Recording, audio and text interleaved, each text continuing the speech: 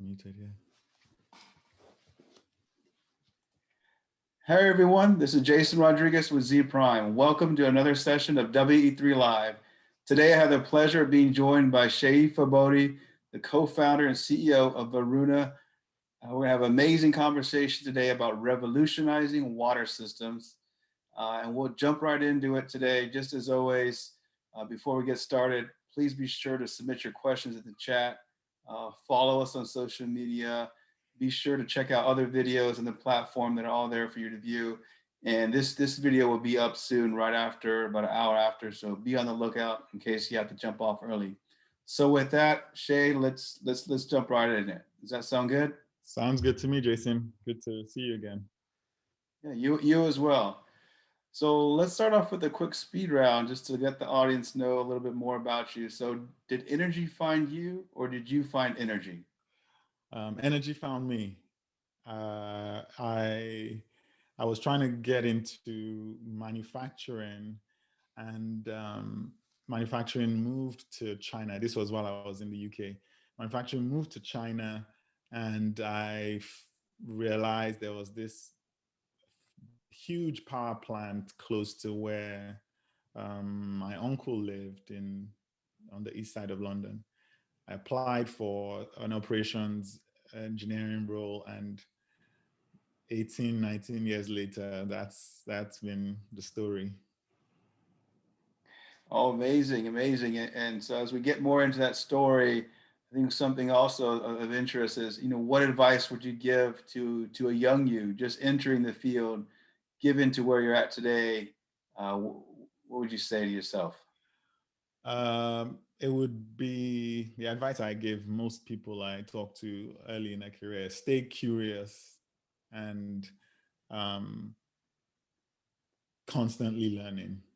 It has to be, you almost want to be in a constant state of naivete where everything is new because you've learned something and you're learning something new every day. That's the only way you can build and thrive in a career you love. Stay curious is certainly spot on. So maybe you would have something different if you could put something on a billboard for the whole world to see, about 7 billion people on Earth, given the state and times of today. What would you put on that billboard? It would be, the planet will heal. It's us we should worry about. Wow, man, that's powerful. Well said. Well said. Well, Shay, I appreciate you sharing a little bit more about yourself today and appreciate that great message there. So can you tell the audience a little bit more about Varuna and the type of problems you're solving for water utilities? Yeah, so Varuna, I'll start with the name. Varuna is the Sanskrit word for enlightenment, and it's also the Vedic deity for the element water, being the specific one here. And if you combine those two things, enlightenment and water, it's essentially what we're doing for water systems. We the line we use is, when water systems or water system operators know better, they'll do better. And what do we mean by that? We fill data gaps and blind spots within their distribution system to enable them to make better decisions and deliver clean water consistently. Just to dive in a little bit, well, how do we do that? We drop sensors within their distribution system, blind spots, typically places where they typically don't capture data from. And we also drop sensors in commercial building, water systems, and we pull all that data along with historic weather data and any other paleoclimatic proxies that we can use. We pull all that data and serve it up as insights and alerts and alarms for operators so that they can address any issues that might exist with their water. We focus specifically on known parameters: chlorine residual, pH, temperature, turbidity, conductivity. because those give us signatures into any possible problems that might exist in water. And operators can then address any of those issues in real time. Thank you. So obviously we've got to know each other back on the electric side and a lot of the Yeah, work you've yeah. done there. So one of the questions I have for you is like, what are those similar challenges you have seen that water infrastructure utilities have that you also might have seen or see in the electric utilities? Yeah, so the biggest one, which is sort of an interesting one being in water now, is that telecoms and power and water tend to lag each other. So telecoms adopts technology first. Distributed telecommunications was a thing a while ago. And then power started getting into grid monitoring and distributed asset monitoring. And about 6 or 7 years is the gap between those three industries. And water is only just getting into that now, into distributed system monitoring, assets in the field, speaking to dashboards at the plant so that the plant can take action to ensure at the end of the pipe is clean water coming out to customers. That approach to system visibility is just coming into water, but it's been in power and in telecoms well before that. Uh, and that is, knowing that will have to happen in water is one of the convictions we have about Varuna. We know it has to happen because it's happened in the other industries, and we're seeing the gaps and the need that we can address for water systems, having a map based on what happened in these other industries. Yeah, yeah. Thank you for that. Just a quick follow up there. When you're talking to the different water utilities about some of this challenge, are you finding that most of them are aware where some of those gaps or blind spots are? Yeah, so this actually touches on one of the things that uh, gets me into trouble in this industry. What most of the people we speak to are aware of is the need to capture information from areas within the distribution system that are the traditional areas. So you will put devices for capturing information at your booster pump station or at your lift station. But some of these devices aren't even connected to the cloud. So someone still has to go out to those locations to go take the data from the data loggers. And so when we go up to them and we say, first, do you capture data from your distribution system and does that inform your decision making? They're like, yeah, we do.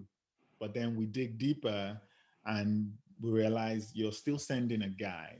And we're not saying replace the guy, we're saying give the person information and insights and recommendations on actions they can take by pulling that data in real time to a central repository instead of waiting for him to go out to capture data and then come back to the plant for you to have a conversation about what actions they should take.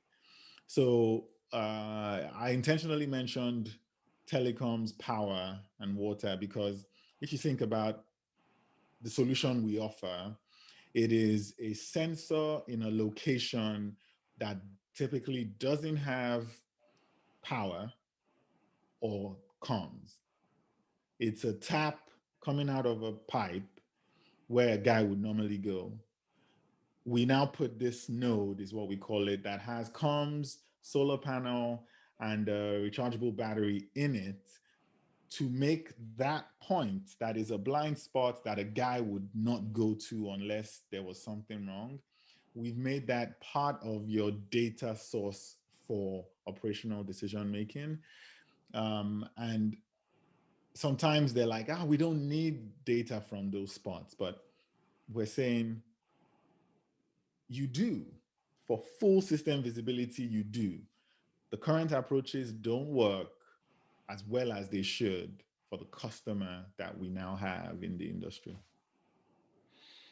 So moving on to a topic where we've had conversations, actually you and I, about this before, about the underfunding and just ignoring water infrastructure. Yeah.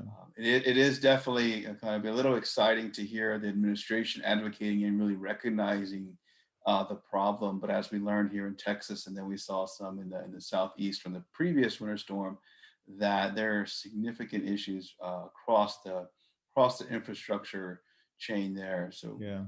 you've been in the industry. Why have we ignored this for such a long time? Yeah. And again, another thing that gets me into trouble. The biggest issue we have generally, societally, and I'm partly I'm indicting myself as well, is apathy. Uh, the thing about water is that we drinking water specifically in this case is that until something goes wrong, we don't pay it any attention. And so but juxtapose that with the fact that water contamination is insidious. It is slow, gradual, but harmful. But it takes time before you feel the effects of having been drinking water from lead pipes for a couple of years. It doesn't show up as a negative impact on your cognitive abilities for a few years. So, because of that time lag between the action, water contamination, and the effect, harmful health effects, we just don't pay it any attention. And it's that same lack of attention and lag that leads us to not really do anything about water infrastructure. There's a lot more talk about water infrastructure right now, which is great, but I think it's also a bit of a problem, frankly, because we're planning to spend all that money patching a broken system.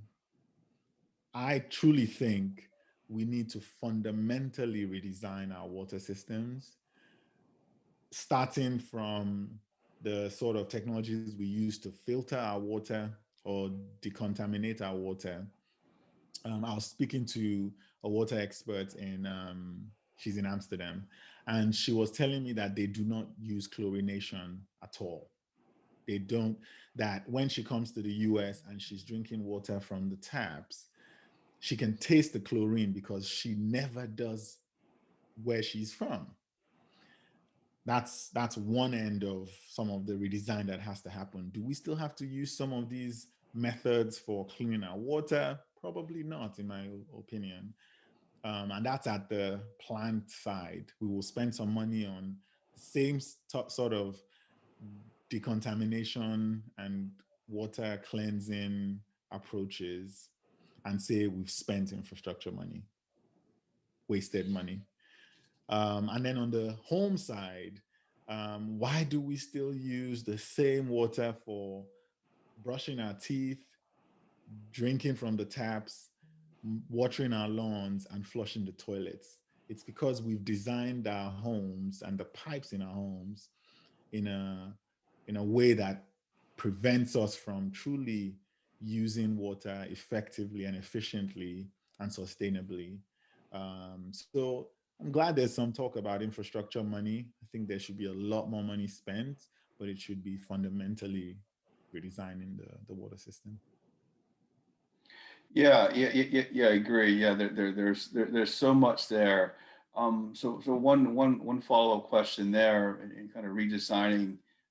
What always strikes me is how fractured and fragmented the water industry is, even compared to the complexity of the energy industry. I Yep. look at water and it just seems like a much 10 to 100x different type of puzzle to Yeah. solve. How Yeah. does that complicate things? Or maybe on the flip side, how does maybe that's also a benefit to being able to redesign water systems? So basically asking to talk like how the fragmented nature of water systems, specifically in the U.S., Yeah. and how that plays Yeah. into these challenges. Yeah, it's a tough one because on the one hand, um, some of the solutions that I think will work best in some cities will be decentralized solutions. So in less dense cities or in suburbs or the urban areas,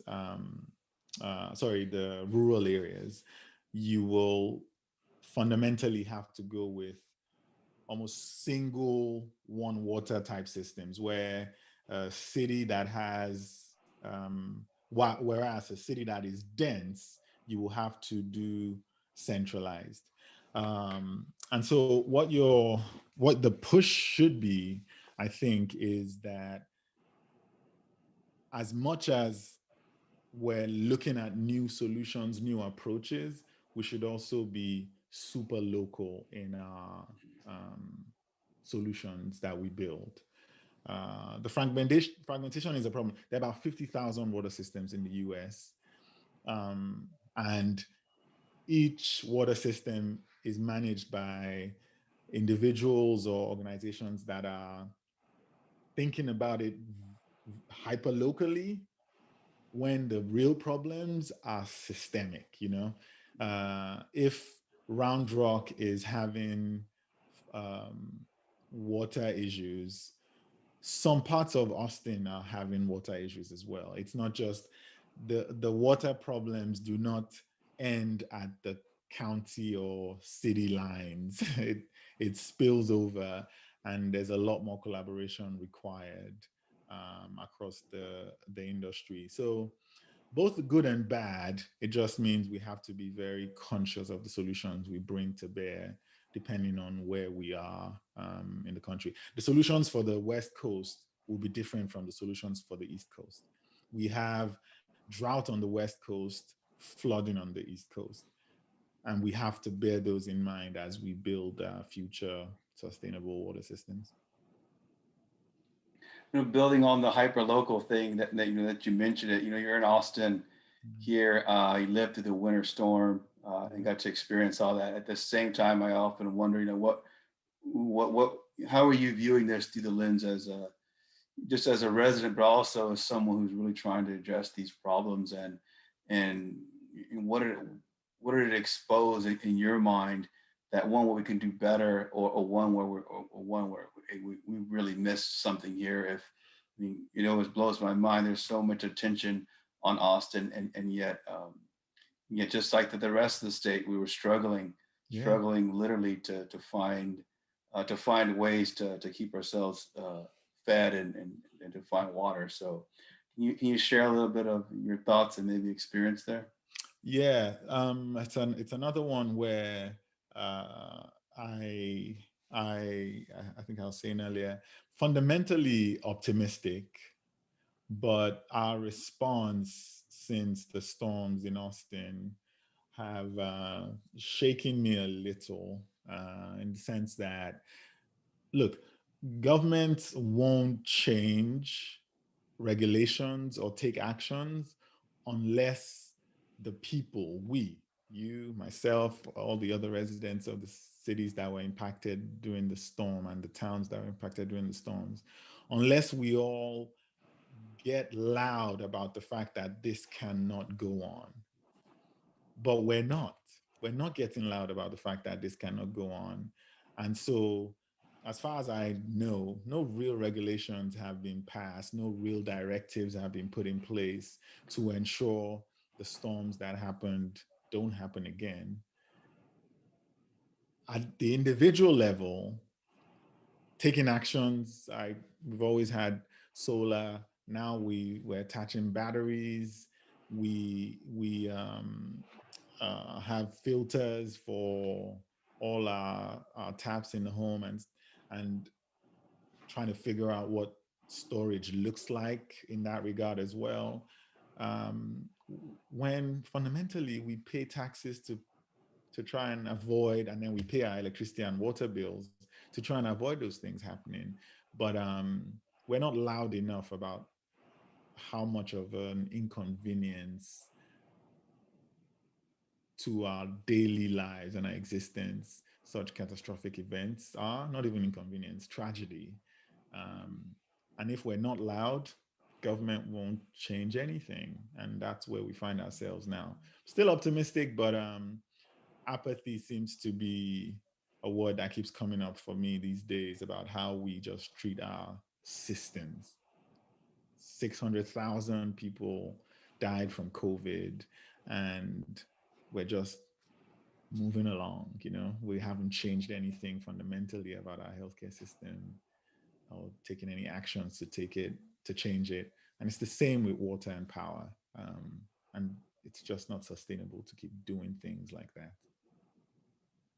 Yeah, completely agree. I will say, I think Texans are awake. Whether Yeah. they have the right information is a different question. But we True. are definitely paying attention, and anyone who Yeah. lives in Twitter or uh, social sphere has probably witnessed that. Yeah. But hopefully, stakeholders and governments and the politicians can seize on that and jump on it to drive that action. Yeah. I do see consumers, at least they're engaged, whether we A like it lot or more not. engaged. Yeah, we did that survey together Yeah, in partnership with you guys. So yeah, there's definitely more engagement than before. We just needed to get louder. yeah, good point. So I want to spend the last time kind of talking about something that's very exciting that also it's also I know you're passionate about, kind of the startup ecosystems. This isn't your first time around. Yeah, so I'd love to see like what's it been like this time around, and what's been most surprising about your journey this time around.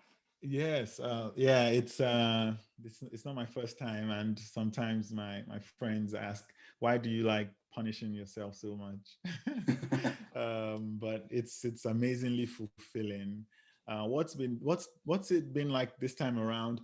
So the first time, I probably spent a lot more time on product than I should have, because I wanted to build the best product to serve the market, and we did.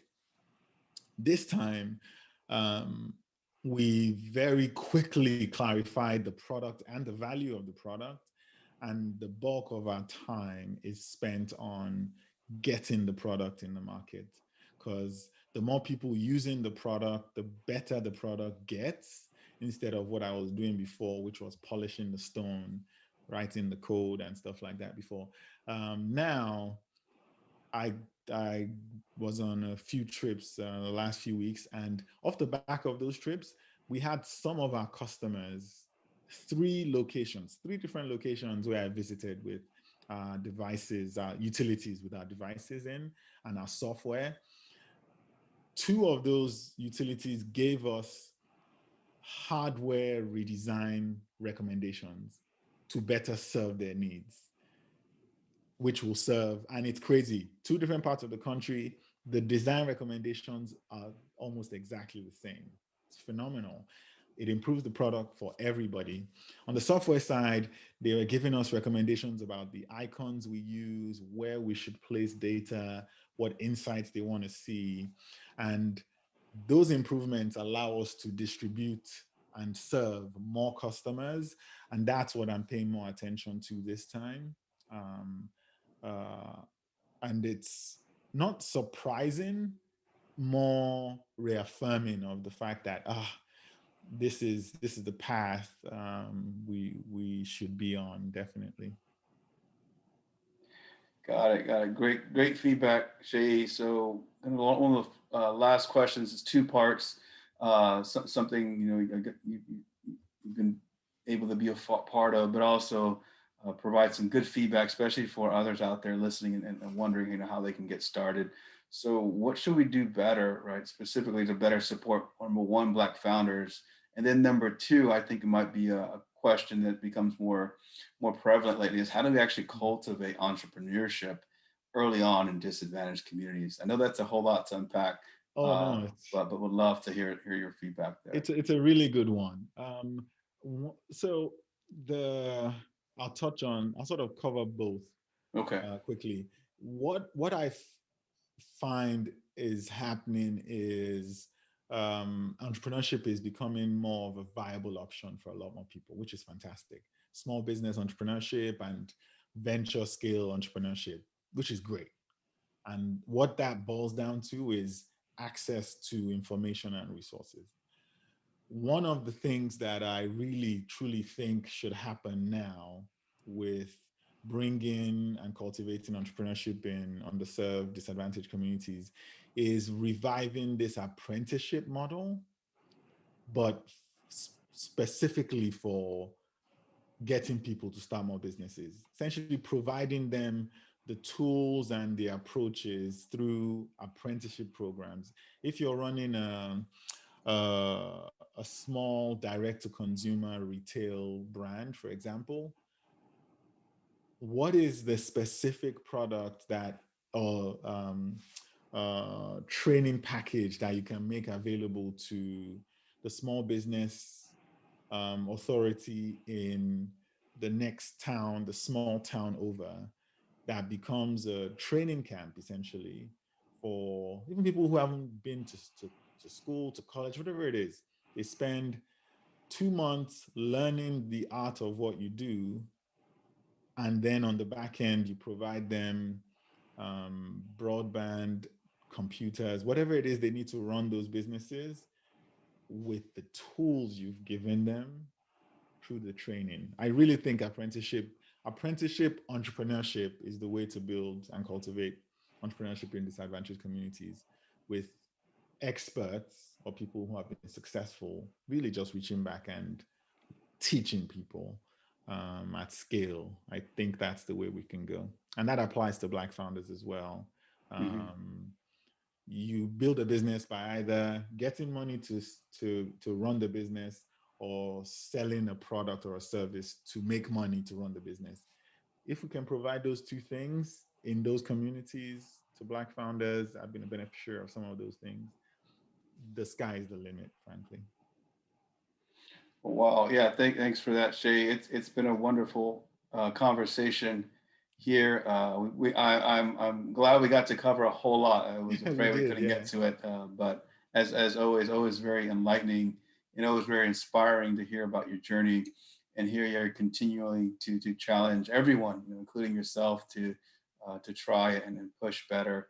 We're very excited to continue to see the Varuna journey, Thank you. and all of you out there, if you're not following them on LinkedIn or Twitter, definitely connect and reach out, because they're definitely doing some amazing, impactful work.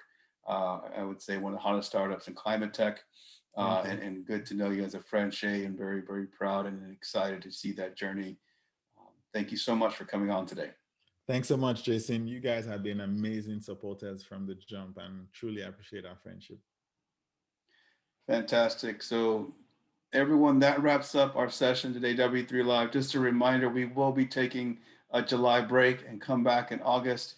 All of you have joined us over the past several months. We truly appreciate all the support, and all the feedback we've gotten, all the questions, and to all of our wonderful thought leaders. Shay, thanks for capping out just an amazing group of thought leaders who have been able to join us and share their knowledge and provide insights to our industry and how we transform it. So stay tuned for a little while longer. We'll be back shortly with Laurel's key insights from the session today. Thanks, everyone, and have a great day.